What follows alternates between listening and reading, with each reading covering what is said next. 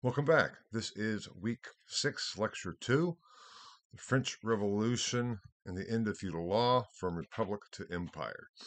And this lecture follows very closely upon and in coordination with the previous lecture on the American Revolution, because the American Revolution and the French Revolution, even though very different in their contexts, were closely related intellectually and also, as I'll talk about shortly, with some real overlaps, especially with the Marquis de Lafayette. But we'll be getting to that when we get there. Now, the reading for this week is chapters 6, 17, and 18 in your book, and those chapters go over the French Revolution pretty thoroughly, and then the Age of Napoleon, as it's referred to, because in so many ways the French Revolution culminates in Napoleon, and we'll be talking about that today too. So the details and the stages as such of the French Revolution, which I'll be mentioning in brief towards the end of this lecture, are more detailed and straightforward narrative in your textbook. So that's going to be really important for understanding this transition. But I hope this lecture will also help give perspective and put some things in context, particularly with the assigned readings for this week, which was the Declaration of Independence, related to last lecture, and then two texts related to this lecture, namely the Declaration of the Right of Man and of Citizen, and the Declaration of the Right of Woman and of Citizen. Both of those are important for midterm 2, as well as your final exam in so many ways, because what we're looking at is this transition from early modern Europe to modern Europe, and what functions as primary or major catalysts to historical change, and how do we get from where we were back, let's say in 1500, to where we are today in 2024. There's a whole series of developments, but that's what, in some ways, this course is all about. How do we get from point A to point B? And this lecture is to help give some perspectives and some structure for preparing for exam 2, and to supplement the textbook material that's also assigned, and therefore you're expected to know. It will be part of midterm 2 as well as the final. Now, when we get to midterm 2, I will also be discussing the preparatory lecture, the review session, so to speak, in more detail how to prepare for midterm 2. But if you look at midterm 2, or if you have looked at midterm 2, you'll see that part 1 focuses on Olympe de Gouges' Declaration of the Rights of Woman and of Citizen, comparing that with the Declaration of the Rights of Man and Citizen. I'll be talking about that a little bit more today.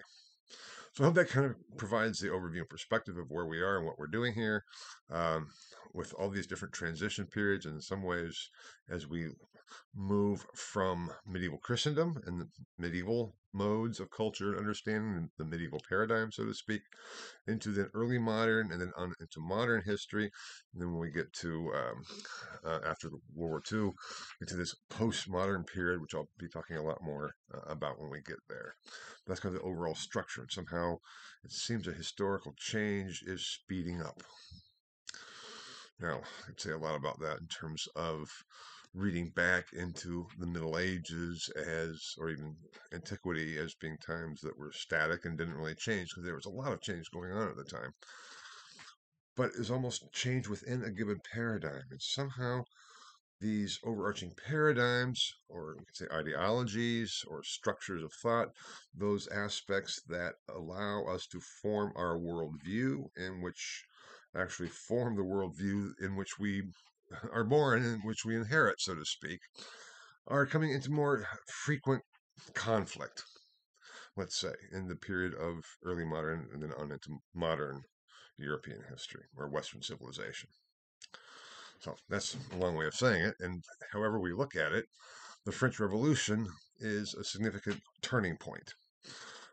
We often date the end of early modern Europe and the beginning of modern Europe with the French Revolution, even though, as I tried to argue last lecture, the American Revolution was really the first one. And especially when we place the American Revolution in context of European history, what was going on at the time, the conflict between France and England, the 7 Years' War, as I talked about last time, and the French Revolution is focused on France, yes, but it's still in the same larger context, the same larger European, Western understanding, this period of colonialism, and everything else. So we need to see it kind of all interconnected. But that being said, we're going to focus on the French today. And we see that what really happens is with the French Revolution, beginning with the Oath of the Tennis Court, we really see the end of the three orders, and we see the end of feudal Europe. Now, you say, well, yes, but doesn't that really start with the Reformation or the Renaissance, and even if we accept your views, the Reformation of the later Middle Ages? In some ways, yes.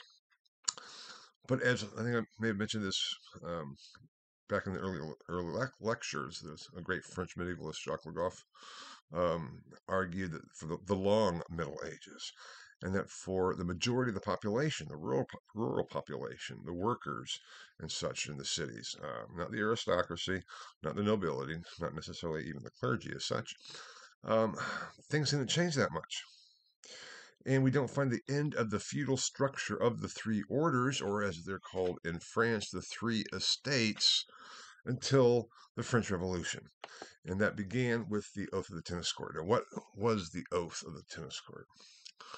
Well, Parliament, or the Estates Generales in France, was meeting. And traditionally, as it always had, and I should also say that the Estates Generales, as Parliament, as the Reichstag in Germany, met at the pleasure of the king or the emperor in Germany, the king of England, king of France. It was not a sitting legislative body as we think of today. Some of these developments were trying to almost make it such, and they become increasingly important. These representative bodies of legislatures, essentially, that's what they are. The Parliament in England, the Estates Generales in France, the Reichstag in the Empire. Representative bodies should say we should govern the country, the territory, in coordination with the monarch. Now, the way it worked with the Estates Generales was that the votes were taken based on these three orders, the three estates. So you have the nobility, the clergy, and the peasants. So I say that problematic peasants because that problematic peasant category was a legal definition, and we can't think of the peasants. Even when we think of the French Revolution as the peasants revolting and storming the Bastille and things, that peasant category was anyone who was not part of the nobility or part of the clergy. So it was the primary category of everyone else, not simply peasants in the economic sense, so to speak. But the problem was majority vote. You have three votes. The first estate, the nobility, and the second estate, the clergy, which was not your local parish priest. We're talking about bishops and archbishops and abbots and things and cardinals. And as we already mentioned before, Cardinal Mazarin, Cardinal Richelieu were high up in the French government. And many of the cardinals and bishops and archbishops were also noblemen. So there's a very close relationship between the first two estates, the nobility and the clergy. Because we're not talking about the parish priests. We're talking about the hierarchy, the bishops, archbishops, cardinals, etc. And when you have those two kind of in cahoots or in conjunction, or they basically have the same interests, they are always going to win out over the peasantry, which the peasants, i.e., everybody else who's not clergy or nobility, had one vote. And the Oath of the Tennis Court was when finally some members of the second estate, the clergy, joined with the third estate representatives in the Estates Generales and said, this is not working. We need to change how we vote in the Estates Generales by representation. We need to vote based on representation of the numbers of the people, not based on these orders. And it was only because of the support from the second estate, then that joined with the third estate sufficiently to overturn the entire feudal structure of the representative government in the Estates Generales in France, the oath of the tennis court. They came together and they met on the tennis court, and they swore that they would not disband until they had a new constitution, a new government. That was in 1789, June 20th. I think I have it there, June 20th, 1789. You can say marks the end of feudalism. The question then is, now what? France had been a monarchy and had been a strong centralized monarchy for a long time. So I said the Estates Generales would be called into session to support and help the king. When we overturn the whole structure, how do we go about it and what comes next? How do we form a new government? And the slogan that's associated with the ending of the feudal order, with the French Revolution as such, is up there in French: liberté, fraternité, and égalité. Liberty, brotherhood, and equality. That was the idea. We need to be free. We need to work together in mutual help, like brothers, fraternity. And we should all be equal. And we'll talk later about what that equality or égalité actually meant. But what it was meaning was that members of the third estate should be seen as equal to members of the first and second estate, at least in terms of the governing of France. But it does pose the question, how do we come up with something new? And here, just in terms of perspectives on the French Revolution, the perspectives on revolutions in general, since this is beginning to be the age of revolution, as I think I've mentioned. I'm going to talk about Aristotle's politics, and particularly Polybius's theory of the cycles of constitutions. And say, why?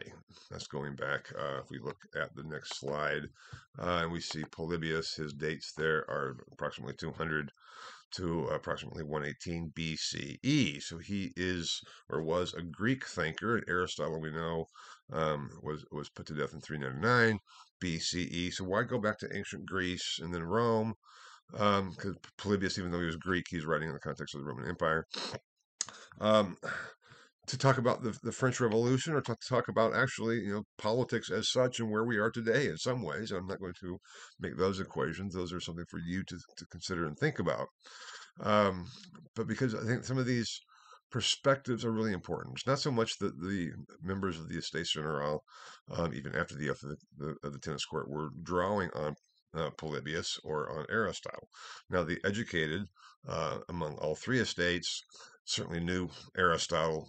Most of them probably were aware of Polybius, but they certainly had been steeped in Aristotle, as had Thomas Jefferson, Benjamin Franklin, and the classical traditional classical education coming out of the Enlightenment. Remember, these are all enlightened thinkers, or not all enlightened thinkers, but primarily we're still looking at the impact of the Enlightenment, as we will in some ways for the rest of this course, certainly through midterm 2. Yeah, so that's why I want to go back to it, because I think that Aristotle and then what Polybius does with Aristotle is very insightful in terms of the progression of constitutions in some ways. How does they all form? What is it like? So going back with Aristotle. For Aristotle and his politics, he said, there are 3 good forms of government and 3 bad forms of government.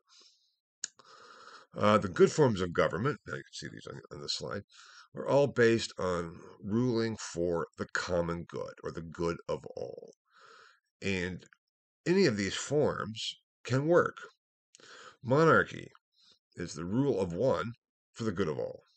Aristocracy is the rule of the few for the good of all. Polity is the rule of the many for the good of all. Now, look at that. This is polity. It doesn't say the rule of all for the good of all. It says the rule for the many. And this is going to be important too when we get to Declaration of the Rights of Man and Citizen. Conceptually, not that Lafayette was drawing on this, but he certainly was aware of Aristotle's view. Now, each of the good forms, and that's what Aristotle argues, you can have a good government with any of these forms. because it's all based, what makes it good is the extent to which the government rules for the good of all, the common good. But these can all be corrupted and become bad forms of government. So that monarchy can be corrupted into tyranny, which is the rule of one for his own good. Not for the good of all, but I'm going to be ruling, I'm going to be a monarch, and I'm going to rule for myself. What makes me happy, what is good for me. Aristocracy is corrupted into oligarchy, the rule of the few for their own good of the ruling class. Oligarchy. And then polity is corrupted into democracy. And we think democracy is great. Oh, democracy is positive and wonderful and everything else. We're a democracy. The Greeks, developed democracy.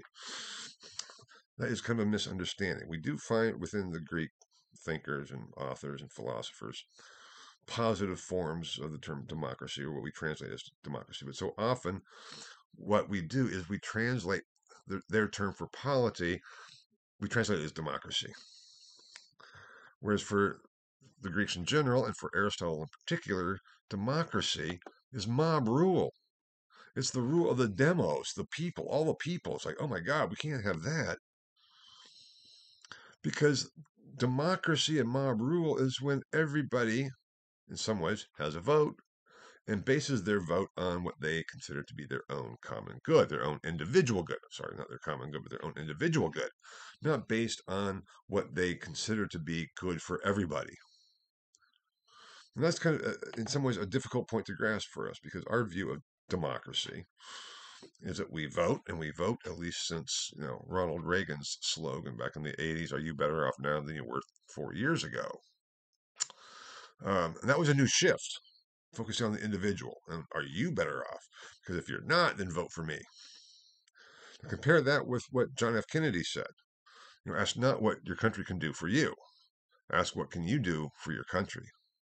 That is placing it in terms of the common good, the good of all. Whereas in Reagan's slogan and developing therefrom increasingly this, what I refer to as hyper-individualism, which I'll be talking more about later in the course when we get into the postmodern world, focuses on what's good for me.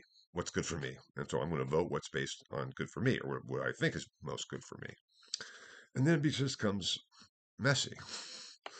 Now, I'm not sitting here trying to, debate the positives or negatives or the validity or whatever of American democracy, but I just want you to reflect on Aristotle's view and what is the basis for democracy. And at least for Aristotle, you can disagree with him, but for Aristotle, you need to realize that polity, or let's say democracy in the positive sense, is the rule of the many, not of all. The idea for Aristotle that everyone would have a vote or a say is ridiculous. The rule of the many, it means basically most, if not all, of the citizens. And the citizens, again, for Aristotle, is for throughout this period, going on into the oath of the tennis court, are the free propertied males. So slaves are excluded, women and children are excluded. It's the people who were considered to have a quote unquote a stake in the government. And this distinction will become back when we get to here with the Declaration of the Rights of Man and Citizen, the distinction between active and passive citizens, or active and passive rights, which we'll get there shortly. Now, Polybius comes along, and he takes Aristotle's politics. He says, not just good forms and then bad forms, he says, but really there is a cycle that goes on. There's a cycle where we have the transition from one to the other based on corruption. And he starts with a monarch. He said, we start having a monarchy, and it is ruling for the good of all. But then over time, that monarch, whether it's the same individual or his successors, starts to enjoy being king. I don't know if any of you have seen Mel Brooks's History of the World Part 1. It'd be fun to love to have a part of the course, but of course it wouldn't work that way. Anyway, but there's a scene when he's talking about Louis XVI, just at this time, the French Revolution, where Louis is saying it's good to be king. And when that idea of it's good to be king in the monarchy um, becomes predominant, then we find the transition from monarchy into the corruption, or let's say the corruption, not transformation, the corruption of monarchy into tyranny. And then what happens, according to Polybius, is that tyranny, the leading citizens recognize the tyranny and want to bring it to an end. So they rise up and overthrow the tyrant and establish an aristocracy, the rule of a few for the good of all. But over time, you may have heard the phrase, power corrupts, and absolute power corrupts absolutely in some ways. But over time, the aristocracy, when originally they're trying to get rid of tyranny, they're ruling for the good of all of a sudden enjoy their position of power and authority, and they start ruling for their own good, the self-interest of their own good. And that's when aristocracy becomes corrupted into oligarchy. Now, oligarchy is a bad form of government, and it is over in time when then many of the citizens, the majority of the citizens, realize these people are not serving us. They're only looking out for their own self-interest. So we rise up and overthrow the oligarchy and establish polity, the rule of the many for the good of all. But that too becomes corrupted because, you know, having power, having a say, people like it and they start thinking of themselves. And when the polity, when the rule of the many starts thinking of themselves, polity becomes corrupted into democracy, mob rule, the rule of the many for their own individual good. And then what happens then? It's a mess, it's mob rule, until a strong leader arises to overcome the mob rule and democracy and to reestablish monarchy, the rule of one for the good of all. And then the cycle just continues. So we have monarchy, tyranny, aristocracy, oligarchy, polity, democracy, monarchy, and on we go. Now, you can say, okay, well, does that really apply? And I think we should all ask ourselves. And here I'm talking, outside of the terms of this lecture and outside even of my role as professor here. But I think we should all ask ourselves in our society today, where are we on Polybius's cycle? And does it really apply anymore? And in some ways, I would say not really, but there's still, I would say, an element of interest and truth there that we should reflect on and think about in terms of our own governing, let's say, mess that we find ourselves in. But obviously, we can't just equate, you know, ancient Rome or ancient Greece to the situation we're in. But that's kind of what I want to think about. So the question then becomes, what's going on with the French Revolution? Because we go from the monarchy, which a lot of people thought was becoming corrupt with Louis XVI, and they overthrow it to establish an aristocracy. In some ways, that is what happened at the Oath of the Tennis Court, and we'll see shortly, and you'll read about it in your book.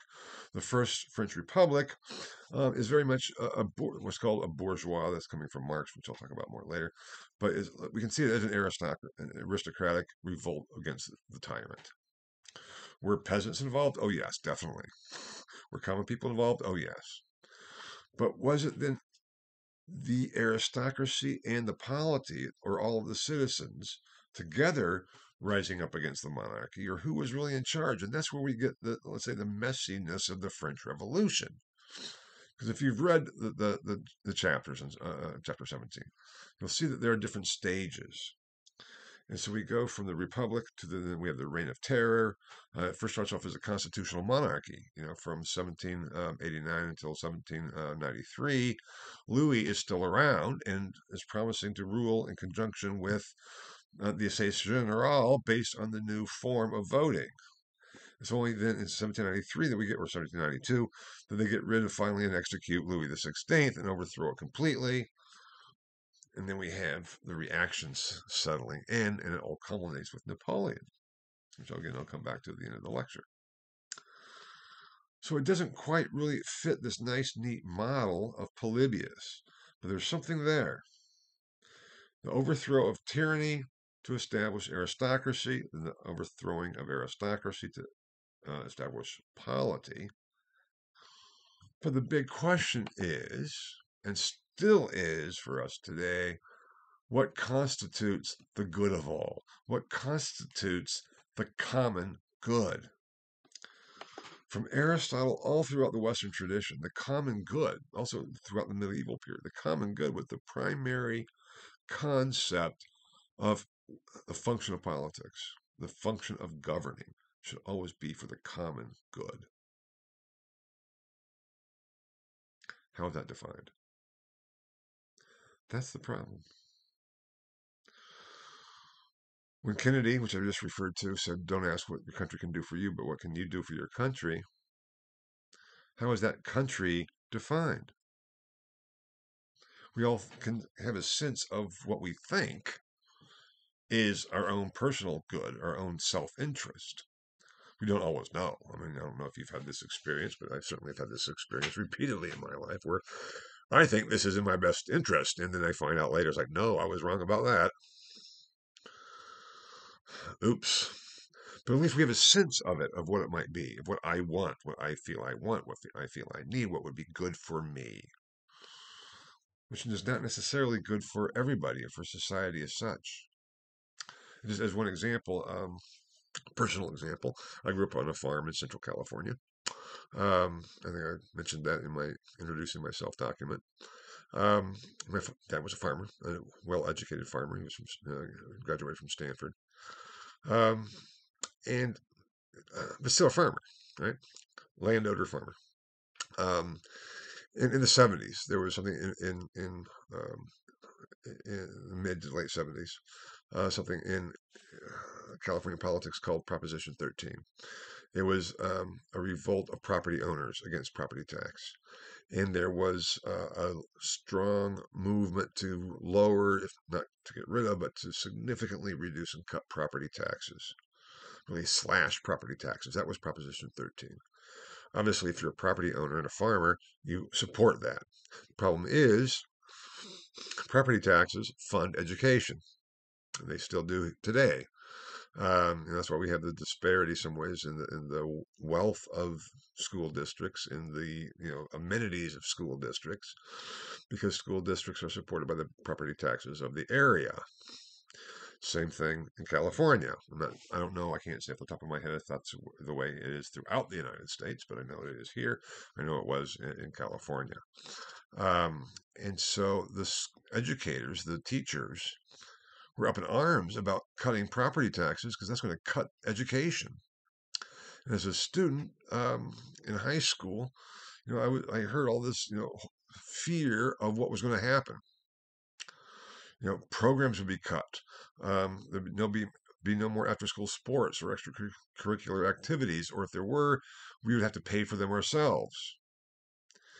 And there was all kinds of outcry coming from the educational sector against Proposition 13. And I convinced my dad to vote against it. And he did. I convinced him that it was not the best for everybody, not just for me, but for society, at least in our community, to hurt education based on cutting property taxes.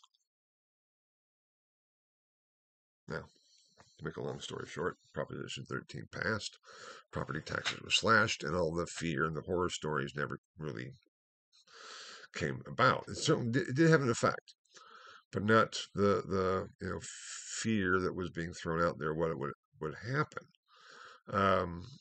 There were cuts in educational opportunities and things, but we still had sports, we still had band, we still had textbooks and things that we didn't have to buy ourselves.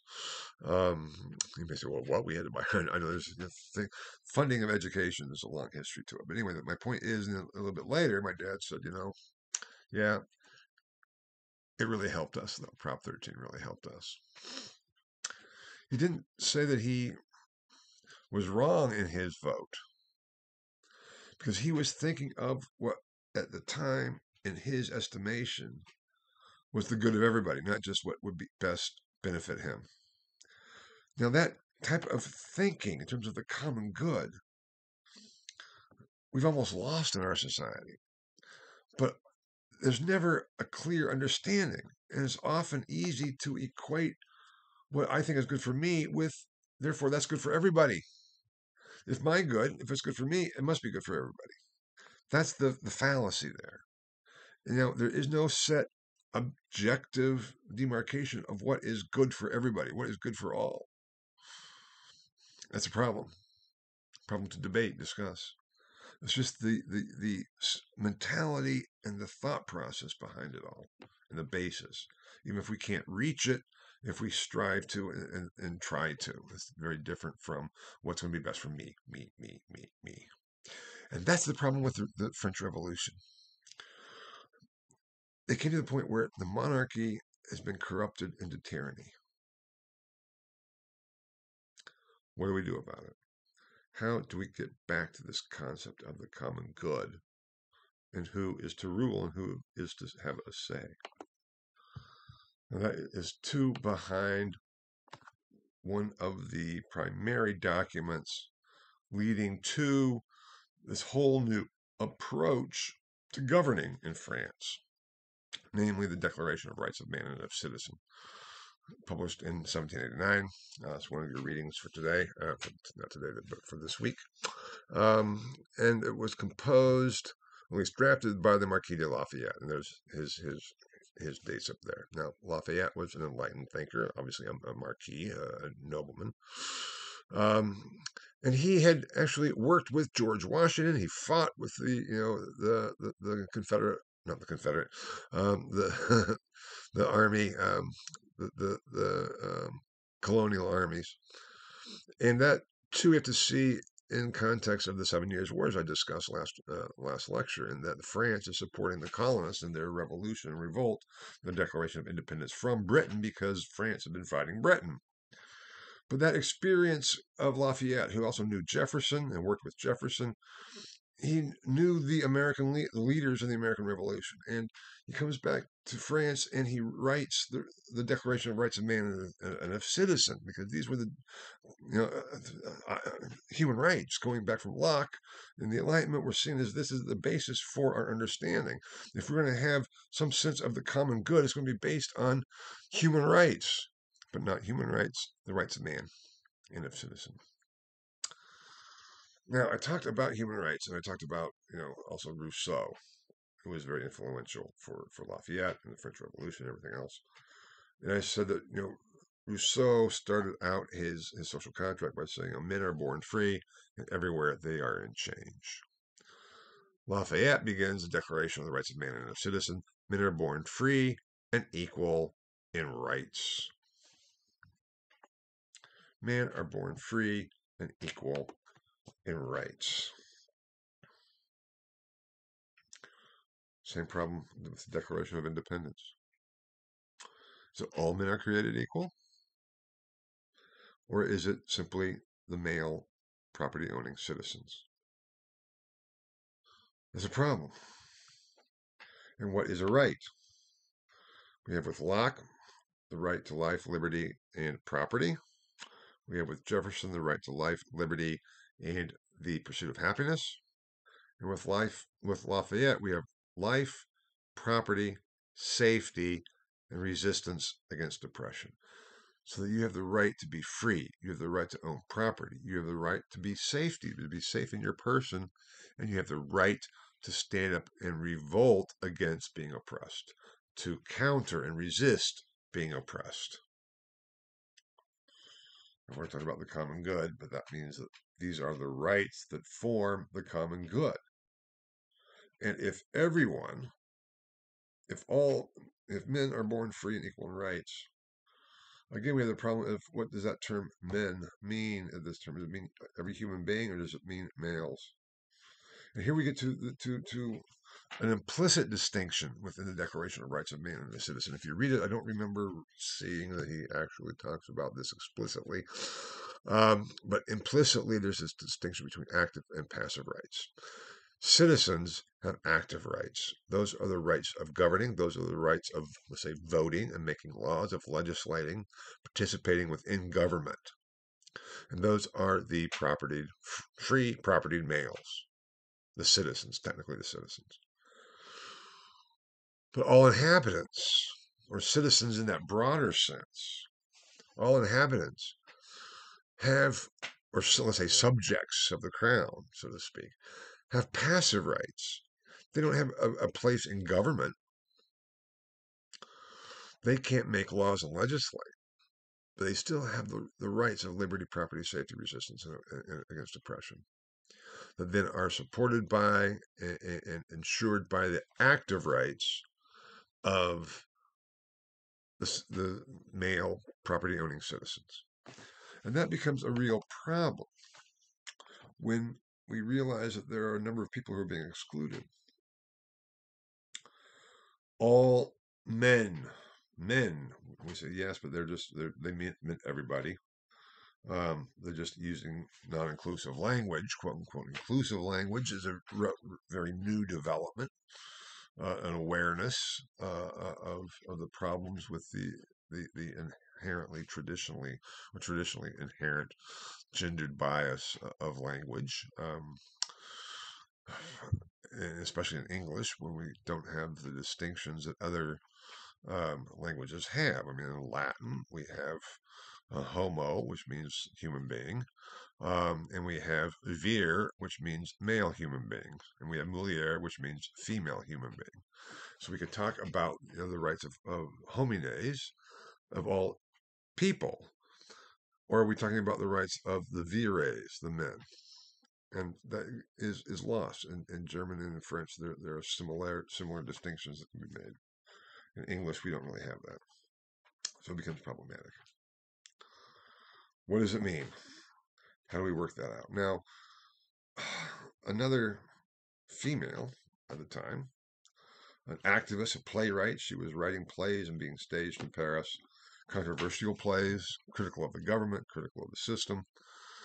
Came out in 1791 with the retort to Lafayette's Declaration of the Rights of Man and of Citizen, which became the basis for the French Revolution in its early phases.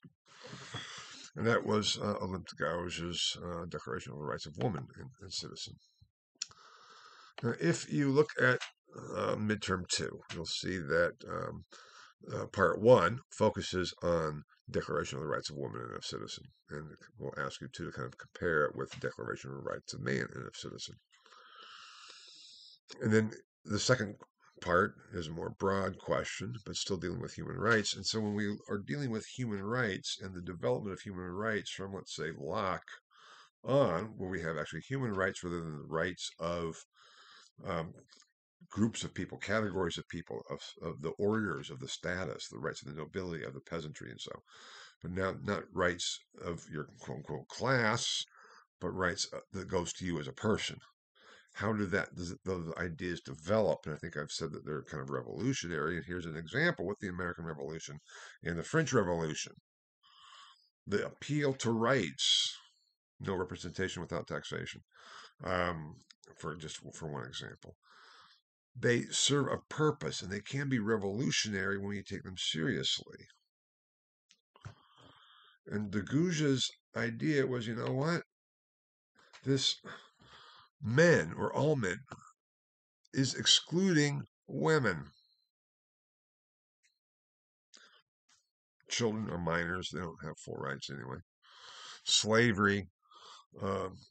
Slaves don't have rights. That's almost the definition of slavery. You lose your right to be free, the very first kind of basic fundamental right. So she writes this piece to try to include women in the discussion. Now we see too in the very title of both treatises this distinction between active and passive rights. The rights of man and of citizen. So the man is the more general, the passive rights, and citizen that are the active rights. And the same thing with Olympe de Gouges, where there's this distinction between the active and the passive rights.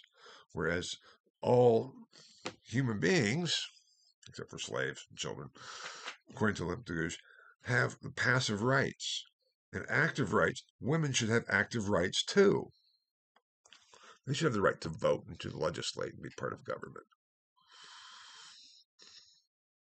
Just look up,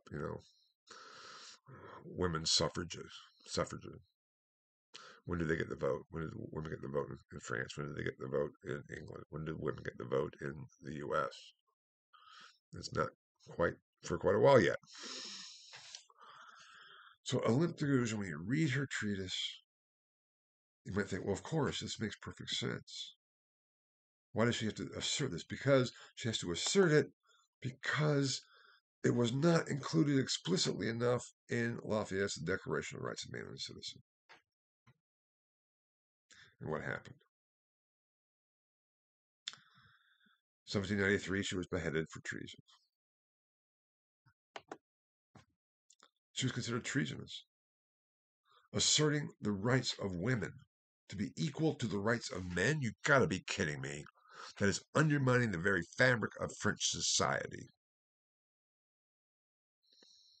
That can't happen.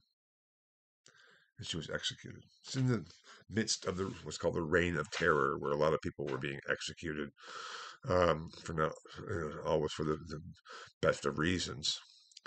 The Reign of Terror, you'll read about it in your textbook, 1793 to 1794, was not a good time to be in France. It's like, what do we do when the lid is blown off? Not only the monarchy, but then the aristocracy, and we have, someone has to come along to establish order, because now we have, let's say, riffraff just running amok and getting rid of all the people that we feel have been oppressing us, and we're going to destroy as much as we can. So either you join us and follow what we're saying, or we're going to, go for it. So even in this, let's say, most popularized version of the French Revolution, after the first part. So the idea that women should have a say was seen as treasonous, worthy of execution. What does that tell us about human rights and the development of human rights? What does that tell us about the French Revolution, or the American Revolution for that matter? How do we deal with it? So read these two documents, compare and contrast, see what they say, and realize that still in the later 18th century, still within the context of Enlightenment thought, and Olympe de Gouges is an enlightened woman, so to speak, ideas can be dangerous.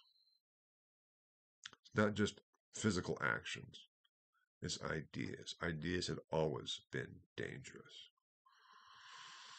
I can go back a lot into the medieval world and say, that's why heresy was seen as so dangerous, because it was dangerous ideas. Now, by the later 18th century, into the 18th century, not very many people were really concerned all that much about, putting heretics to death. They'd gotten kind of beyond that.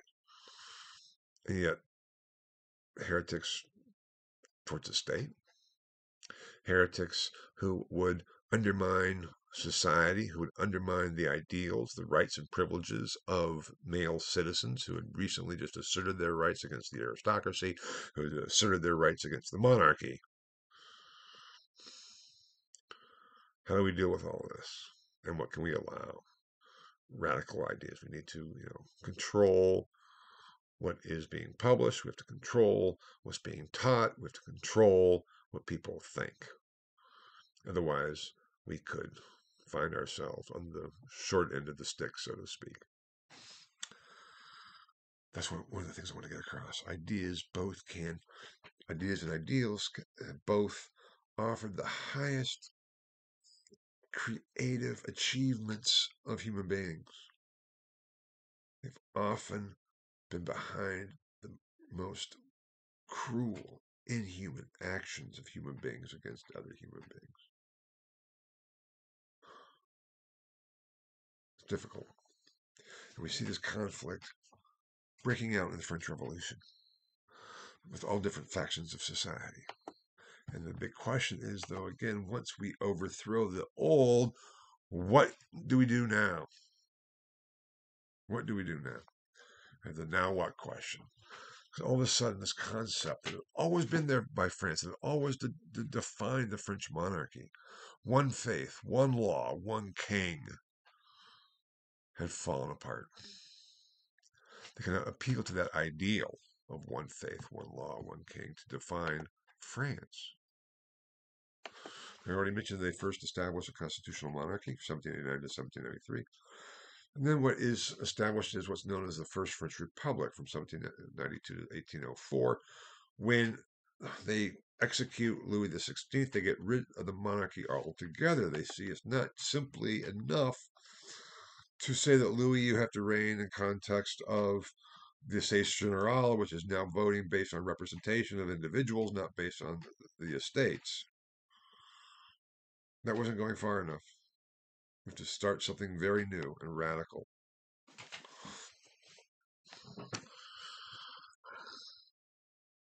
England was kind of caught. They were not supporting France whatsoever. European countries as such were finding it difficult. My God, what happens if we let the people, common people, overthrow the monarch, overthrow the aristocracy? Not good. Not good. Americans are supporting the French, just as the French supported Americans against their common enemy, England. It becomes a major mess. And rationality almost goes out the door when all of a sudden it's like the now what question. First of all, we get rid of feudal law. One law, one faith, one king, or one faith, one law, one king is gone. Now what? Then we have this constitutional monarchy, and it's like, no, we're not going to put up with this. And so we execute Louis, get rid of Louis, and then we have this republic, and it's like, okay, how do we handle this? And then you have, let's say, the radicals within that republic saying we have to rule with a strong hand, or it's going to get completely out of hand. That's called the Reign of Terror. Because how do we keep people in line? Terror, make them afraid.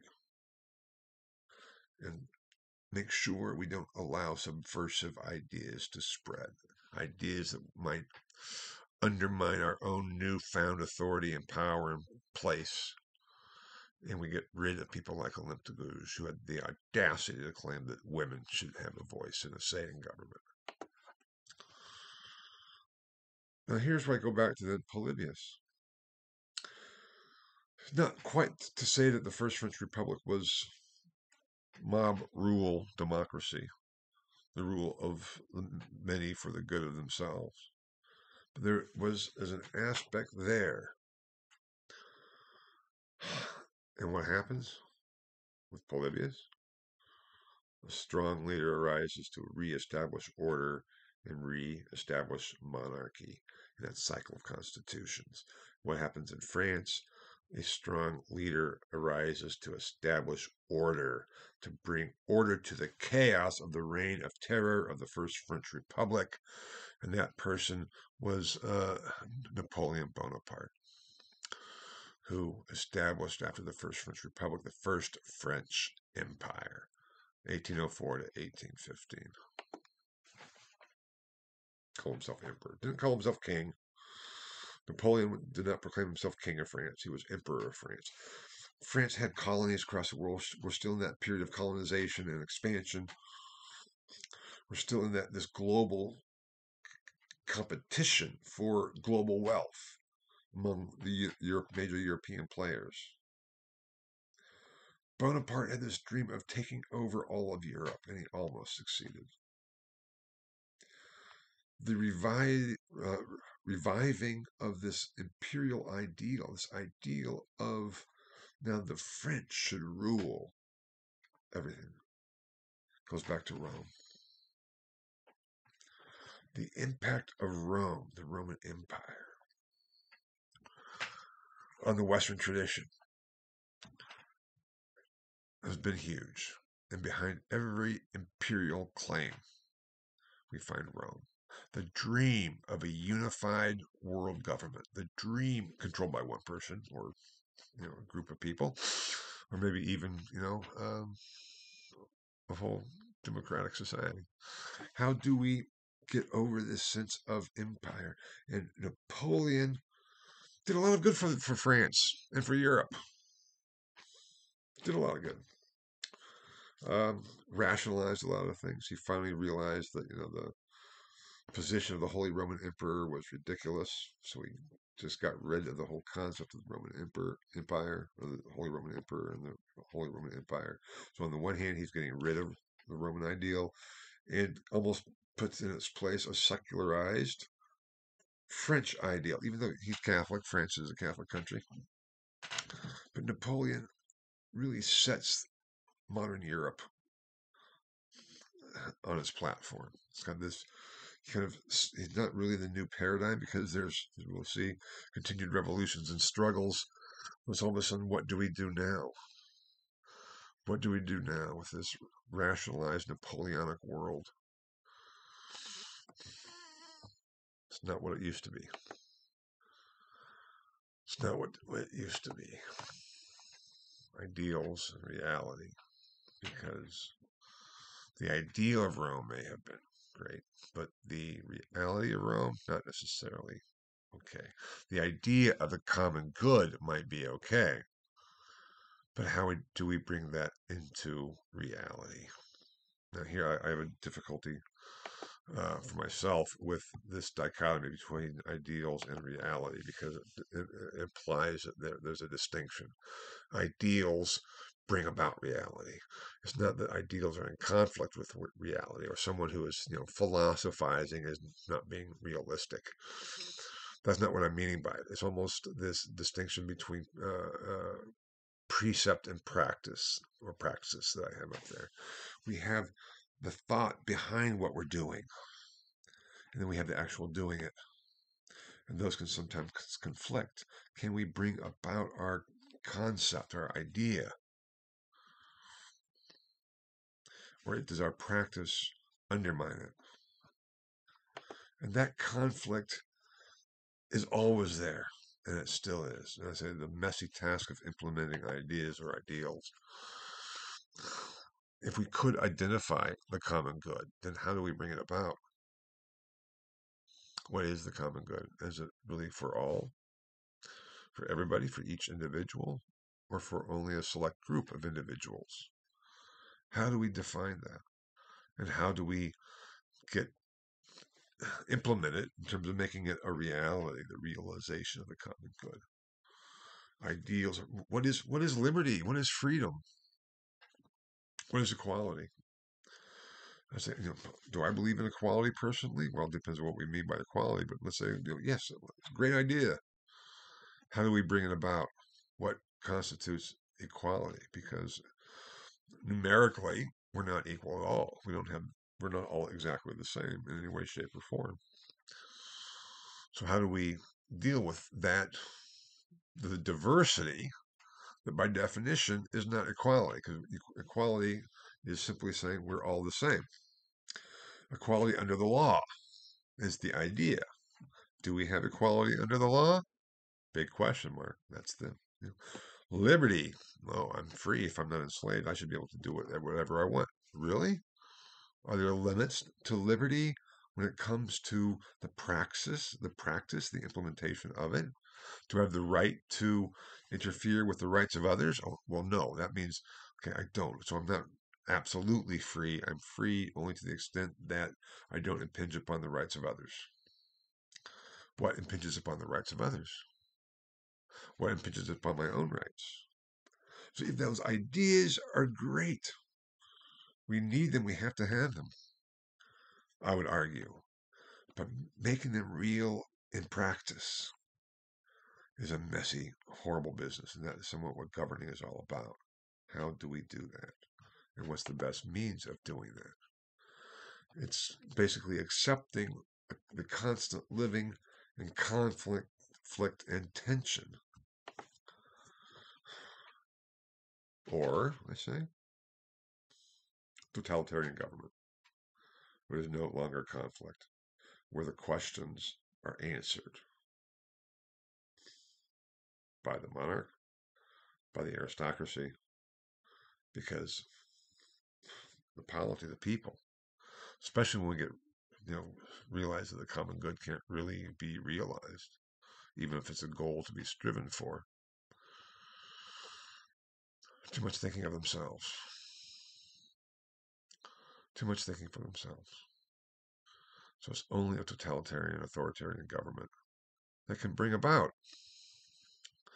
the practical implementation of ideals.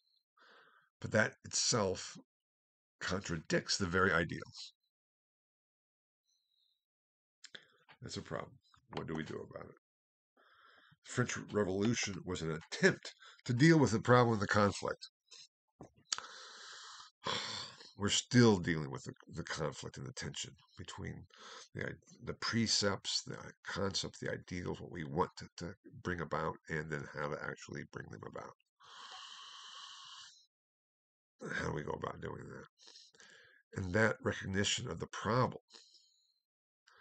is some ways indicative of the end of the Ancien Regime, the old regime, the old world, which refers to early modern Europe, medieval Europe, ancient world. And the end of the Ancien Regime means something new is developing. And that is scary. Newness is always scary. Change is always scary. And some people say, well, change is exactly what I want because I don't really like the way things are now. Let's go out and change it. That is positive. But when everything that you think had been the basis, the structures within which change could be brought about and affected, when those change, when we have this paradigm shift, when the structures of our understanding of reality change, then what? That is what we still are dealing with. In some ways, we are still dealing with attempting to come to terms with the end of the Ancien Regime and what comes after. And looking back, we see this transition from medieval modes to what then scholars say, refer to as early modern. And we see this transition from early modern to modern because it's not the same, it's different, but how so we're not always sure. And as we'll see later in the course, it's like, but we're no longer modern. We're no longer what we were. So what are we? We must be postmodern. Just linguistically is a problem, but we'll address that when we get there. Now, I hope to have given you some consideration, some thoughts and structure for understanding the details of the material that you'll be reading in the textbook, perspectives on the readings for this week that will be so essential for midterm 2. And I'll come back to these in the preparatory talk, lecture, review session, and preparing for midterm 2, so don't worry about that. But read them. Your discussions for this week are focused basically on the same question, more or less, as the midterm question in part 1. So practice, so to speak, for that first midterm thing, and really try to come to terms. What was so offensive about Olympe de Gouges that she was, executed for treason because she is claiming that women have rights? What was the revolutionary impact of the Declaration of the Rights of Man and a Citizen, claiming that there are rights for everyone? How does that differ from the Declaration of Independence? How does that differ from John Locke? In terms of the specifics too, what rights are being asserted and why? And what difference does it make? And what impact does the very little concept, human rights, have when we take it seriously and try to implement it? In some ways, I would say that is the challenge of the Western tradition. Thank you very much. Bye-bye.